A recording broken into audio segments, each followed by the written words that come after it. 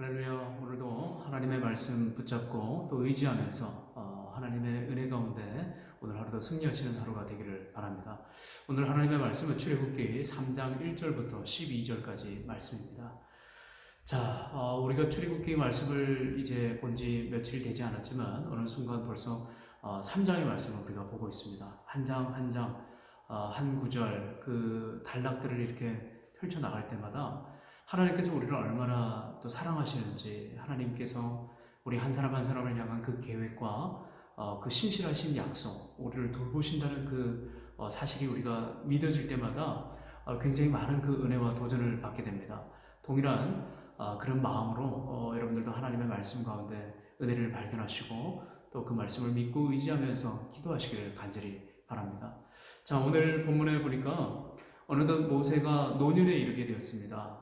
모세가 광야로 도망가고 광야에서 이제 목축을 하면서 양떼를 돌보는 일을 벌써 40년이라는 그런 긴 시간 동안 광야 생활을 이제 하게 되었는데요. 그의 아들 이름처럼 게르솜, 나그네, 타국에서 나그네가 되었다라고 이렇게 이름을 지었잖아요. 나그네 된 삶, 그 인생을 지금 모세는 지금 살아가고 있는 상황이죠. 자, 오늘 본문에 보니까 어느 날보다 양떼를 돌보다가 보통 때보다는 좀 더 멀리 서쪽으로 그 양떼를 지금 몰아서 가고 있었습니다. 그런데 1절에 하나님의 산 호렙이라고 하는 말이 나와요. 하나님의 산 호렙에 이르렀더니, 자, 이 호렙이라고 하는 말은 호레브, 이 폐허라고 하는 그런 뜻을 가지고 있어요. 황무지, 폐허라고 하는 그런 뜻을 가지고 있는데, 자, 그런 땅에 이르게 되었습니다. 그런데 오늘 모세는 놀라운 광경을 목격하게 되죠. 저 멀리서 떨기나무가 불에 타는데 그 떨기나무가 타지 않고 사그라들지 않고 계속해서 그 떨기나무에서 불이 일어나는 거죠. 떨기나무 그 자체는 타거나 없어지지 않고 계속해서 타는 아주 놀라운 그 신비로운 그런 광경을 목격하게 되었습니다.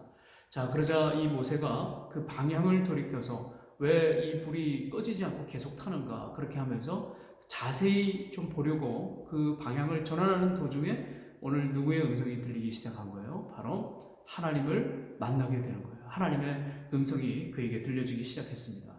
4절 말씀이죠. 여호와께서 그가 보려고 돌이켜 오는 것을 보신지라 라고 이렇게 되어 있어요. 하나님이 부르셨습니다. 하나님이 뭐라고 부르셨냐면 모세야 모세야 라고 이렇게 부르셨어요. 모세야 모세야. 고대 그 근동, 그 중동 지역에서 두 번에 그 걸쳐서 사람의 이름을 부른다고 하는 것은 굉장히 인격적인 그런 의미를 담고 있다고 합니다. 친근감의 표시라고 이야기를 하는데요. 두 번 해서 이렇게 반복해서 부르십니다. 다정하게 아주 친근감으로. 그래서 오늘 이 5절에 보니까 하나님의 이르시되 이리로 가까이 오지 말라. 내가 선 곳은 거룩한 땅이니 내 발에서 신을 벗어라. 아멘. 이 말씀 우리가 너무나 유명한 모세와 하나님과의 그 만남입니다. 첫 번째 만남이에요. 하나님께서 다정하게 인격적으로 부르시면서 네가 선 곳은 거룩한 땅이니 신문을 벗어라. 이 신을 벗어라라고 한 말은 손님을 집으로 모실 때 내가 그 당신을 손님으로 귀하게 대접합니다. 환대의 의미를 담고 있어요. 그러니까 오늘 두 번이나 모세를 다정하게 부르시고 나서 신을 벗어라고 한 것은 하나님께서 그만큼 모세를 환영하고 아끼고 하나님께서 너를 굉장히 존중한다라고 하는 그런 환대의 의미를 담고 있는 거죠. 그러면서 하나님께서 오늘 하나님과의 그 임재 만남 가운데서 모세에게 특별한 것을 요구합니다. 두려워하고 내 앞에서 겸비하라. 거룩하다.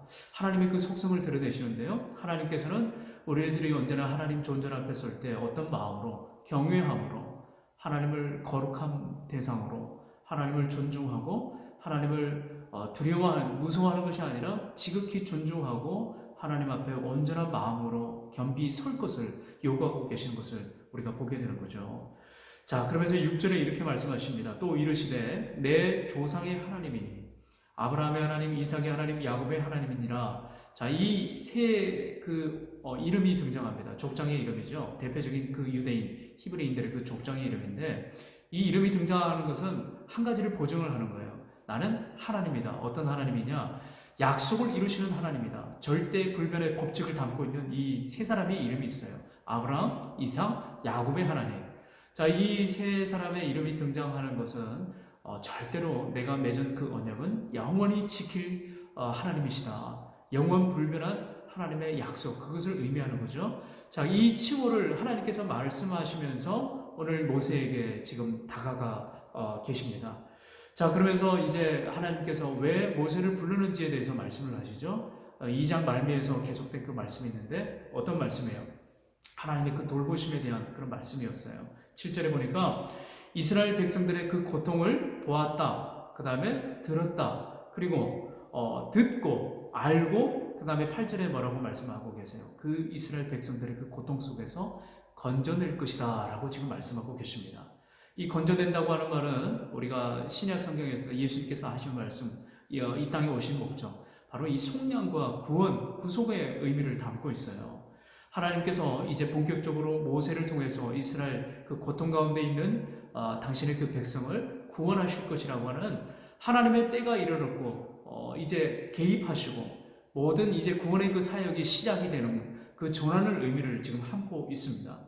자, 아이러니하고 아주 재밌는 것은 모세가 바로 이 이름의 뜻이 건져낸 자잖아요. 자, 이 모세를 통해서 하나님께서는 이스라엘 백성들을 고통 가운데서 건져낼 것이라고 하는 그런 이중적인 그런 또 의미를 또 담고 있는 거죠.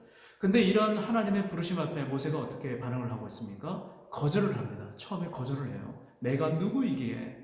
이 말은 내가 어떤 정체성을 가지고 있기에 나는 아무것도 아닙니다. 나는 자격이 없는 사람입니다. 나는 아무 보잘것 없는 그런 목자에 불과합니다. 이런 정체성의 의미를 담고 있는데, 그런데 하나님께서 뭐라고 말씀하세요? 2절에 내가 너를 보내었다. 내가 너를 보내었다. 모세에게 새로운 사명감과 정체성을 지금 부여하시는 거죠.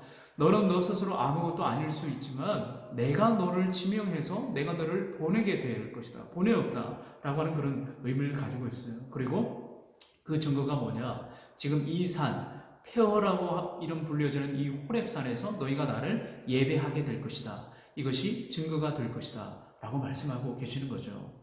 이 호렙이라고 하는 말은 페어라고 말씀을 드렸습니다. 페어, 아무것도 없는 그런 산, 돌 황무지와 같은 흙더미와 같은 그런 산에서 하나님께서 임재하시고 이러한 아무것도 없는 산에서 하나님을 예배하는 그런 백성으로 삼아주시겠다고 하는 새로운 정체성과 새롭게 뭔가를 시작하려고 하는 하나님의 굉장히 상징적인 그런 의미를 담고 있는 그런 산이죠. 이 호렙에서 다시 시작하시려고 하는 하나님의 그 뜻이 여기에 담겨져 있습니다.